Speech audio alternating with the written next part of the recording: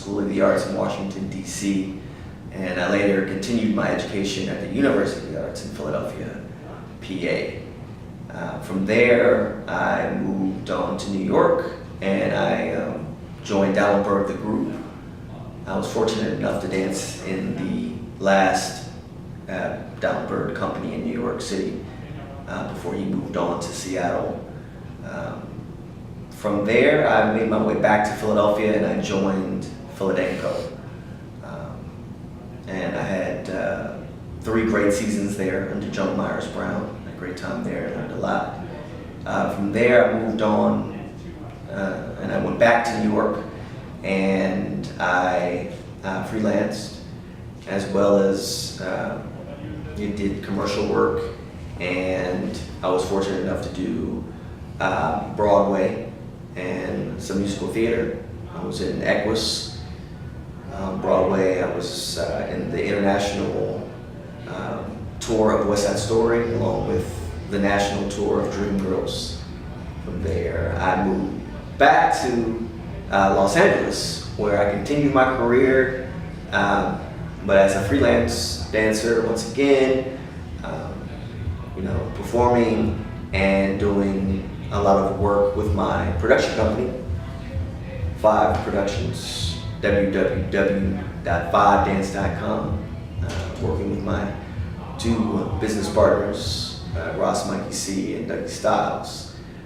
And most currently, I've been working in a show in Japan, a recurring show called Endless Shock.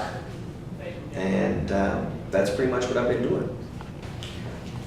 When I first began dancing, I think the first thing that I learned when I came into the dance department at Duke Ellington was a written slogan, something that we had, all the incoming students had to learn. And it said, "The purpose of me attending the Duke Ellington School of the Arts is to learn discipline through my art form." And so that was the main thing that was like the most important thing, I guess, that I took from the training and from the education, while I was there at Duke Ellington. That was like the foundation, was to learn discipline through my art form. So in other words, the art form was just a vehicle to teach discipline. And discipline, that carries over into all other aspects of your life, and if you want to be successful, you have to be disciplined.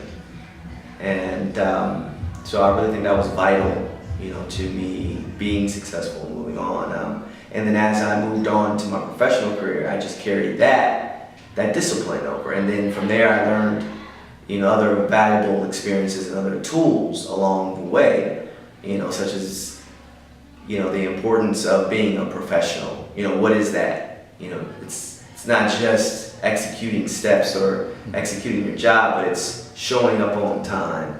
It's being a team player, working well with others, presenting yourself, in a professional manner.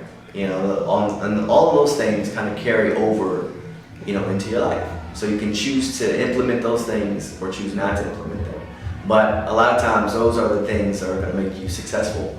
And, also determination, being determined. If, like I said, getting past the no. You have to get past the no. There's rejection in all aspects of life. So you have to get past the no in order to, get to the yes.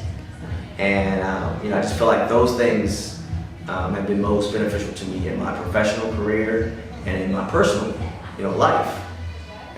And I think that will work, because it's worked for me.